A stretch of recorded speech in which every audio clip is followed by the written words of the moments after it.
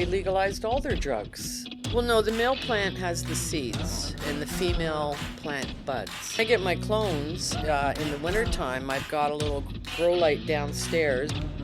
What do you the differences between obviously here and Canada is that we aren't legal and you are, and like how is it? You spoke a little bit how it's changed life. Obviously you've always enjoyed it, so now it's just become easier. I guess life is just, there's no worry or...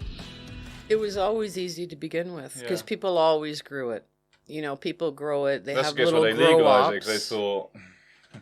Well, I mean, look what Portugal did. They legalized all their drugs and because they had a really bad drug problem in Portugal. Has it made it better? I didn't actually know about that in Portugal. And since they've said, okay, everything's legal, a lot of, not all the problems have gone away, but it's a lot less... Criminal. Yeah, there's not as much... From just programs I've watched, like, documentaries on it, it's quite interesting. No, it is interesting. I had no idea that Portugal had legalized all their drugs. That's news to me. Yeah. But I just wanted to sort of compare the differences, really. How would life be easier here, do we reckon, if... Well, medically it is legal. Yeah, but again, even the people that, I guess, you still need to get a prescription and you need to go and get it from the prescribed... They dish out marijuana prescriptions in chemists? That's where they did tablets. it in Ontario. I suppose it's just tablets in that form, isn't it?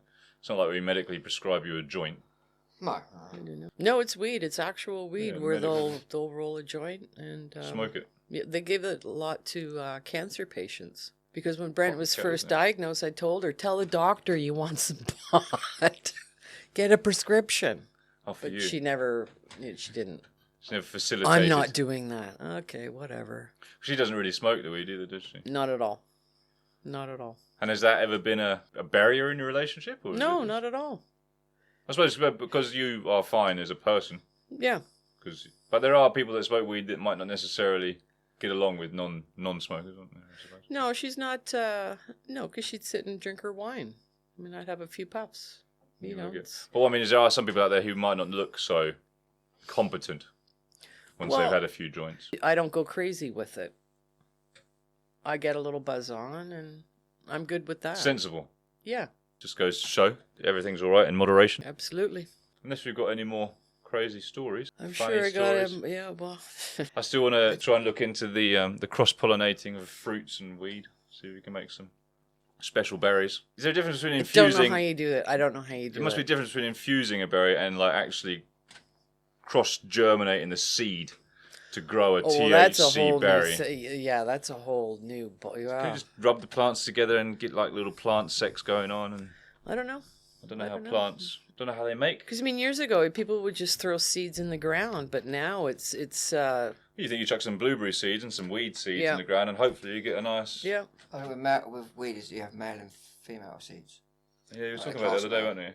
Well, no, the male plant has the seeds and the female plant buds, right? So if you have... But a male plant can turn a female plant male. Transplant. Well, it's like a transgender, or I don't know, whatever. But yeah, because you get stoned from the bud. So a lot of people pull out, if they see that it's a male plant, they pull it out. The female plant she doesn't need the male plant.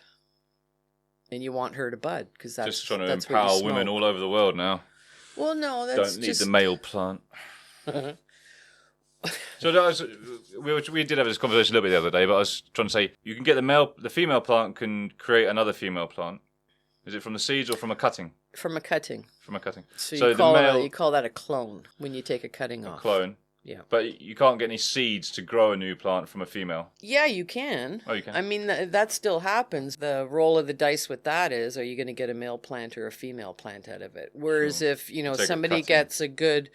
They call it a mother plant. It's a female plant.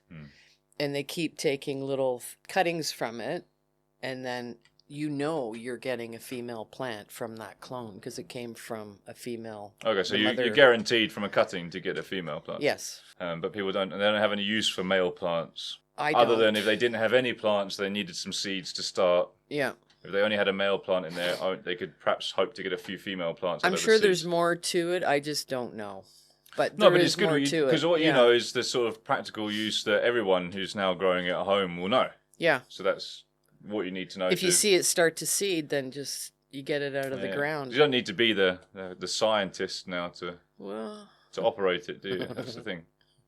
Well, I follow a bunch of pages on growers, and because it's different growing in the climate that we're in compared to down in Jamaica and Mexico and Hawaii. You know, you have to grow for your climate as well. You know, because we've got a window of, you know, the third week in May after the May 2-4. That's when your plants go in.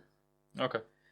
Unless you're doing it in a greenhouse, I'm guessing. Well, when I get my clones in the wintertime, I've got a little grow light downstairs in a little room, and I keep the light on it for 18 hours a day, 16 hours, 6 hours of complete darkness. And then when after May 2-4, then they go right into the ground. They go outside because they just... Does the house not smell all the time? Not at all. Or is it just that you don't... They're that small. Okay. So it's not that you're not bothered by the smell, just that they don't... Is Brent notice it ever? Or? No, not at all. Because they're so small, you've got them here, and then they'll get to like that, and then they're going in the ground. So there's really They don't smell outside when they're growing at any point? Well, as they really start to go, like once it gets up to about here... Does the whole of Canada now smell like weed? Parts of, yeah. I know I can smell it because I don't smoke it. Yeah. I tried a couple of times when I was a lot younger, but no, I didn't take to it. And every time I smell it now, it's a very rich smell that I don't actually... Yeah. I don't enjoy particularly. I mean, it's not like, oh, that smells like shit, but it doesn't make me feel like I feel a little bit queasy in my stomach perhaps sometimes if I smell a really rich... Yeah. Like I can smell it here for sure. Well, that's because I'm here. Yeah, of course, and it's around. I know, but I just didn't know if it would smell like this all the time at home. And as Brent doesn't smoke it, is it a thing that... No, we've got it out in the backyard, and it depends if the wind's blowing. You might get a little whiff of it. Of course, you go, crops in. It's like, oh, that's smelling good, and it's right by Guido's fence, too. So when he's on the other side, flicking on his barbecue, he's like, that's smelling good over there, Lorna. It's like, yeah. Okay. Are we done? I think it was informative. Can I go? Yeah. But if you want to. Thank you for having me. You didn't have to come here at all. No, I know it. No, absolutely. I'm just... I appreciate you coming and telling us some stuff. I guess we learnt a little bit. And it's amusing as well, some stories. So it's nice to have you on the show. Nice to have somebody else to talk to for a bit, actually. Well, I think you should get lots of people on here. Yeah, that is the dream. We would like to find some more people to come on. It's just they don't often visit the house for no apparent reason. So just happened that you stopped by for a visit. So. Right. I can say I was there at the beginning. You can indeed. We did a segment. Assuming we get somewhere, this isn't just the beginning, middle, and the end. I don't know how the series would work if it was just interviewing people that came by the house occasionally. Well, it depends on who comes by, right? Well, the next interview will have to be the postman. Maybe the DHL delivery guy. I can ask him why he delivered my package to the pub. Uh-oh. Yeah, I had an email saying my package had been delivered today. And then I looked closely when I couldn't find it, and it said it's been delivered to your neighbour. Pub. So that's not my neighbour. That's over a mile away from the house. There are neighbours that live opposite the house. And he's delivered here before? I guess. I don't know if he specifically would ever. We don't have the same. I mean, it's just a courier company. Okay. DHL. Okay. I'm going to shame them. Thanks for coming on. All right. Yeah. Give it a few weeks. We'll have the episode up. I guess you're done. It was lovely meeting you. Yeah, you too.